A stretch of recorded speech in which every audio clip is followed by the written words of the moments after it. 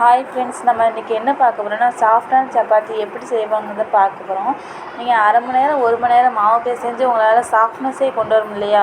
கை வலி வந்தது தான் மிச்சமா? அப்போ இந்த ட்ரிக்ஸை மட்டும் நீங்கள் பயன்படுத்தினா போதும்.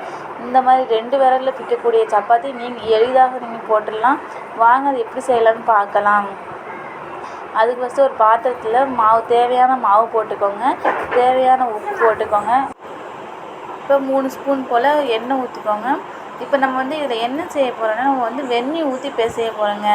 வெந்நீர் நமக்கு ஊற்றி பிசையினால என்ன ஆகும்னா, ரொம்ப கையும் வலிக்காது, ரொம்ப நேரமும் எடுத்துக்காதுங்க. 10 நிமிஷத்தில் நம்ம பிசைஞ்சி எடுத்துக்கலாம். இப்போ இதில் வெந்நீர் ஊற்றிருக்கோமா, அதனால நமக்கு கை சுடும். அதனால இந்த மாதிரி ஒரு சத்தாப்பை எடுத்து இந்த மாதிரி பிசைஞ்சிக்கோங்க. இந்த மாதிரி பிசையும் போது என்ன ஆகும்னா, நமக்கு கையும் சுடாது, நமக்கு மாவு சட்டுன்னு பிசைஞ்சு முடிச்சிடலாம். இந்த அளவுக்கு வந்தப்புறம் மாவு சுடுதான்னு பாருங்கள். சுடலைன்னா நம்ம கையாலே பிசைய ஆரம்பிக்கலாம். இப்போ எனக்கு சுடலை, அதனால் நான் கையாலேயே பிசைஞ்சு எடுத்துக்க போகிறோம். நல்லா பிசைஞ்சு எடுத்துக்கோங்க.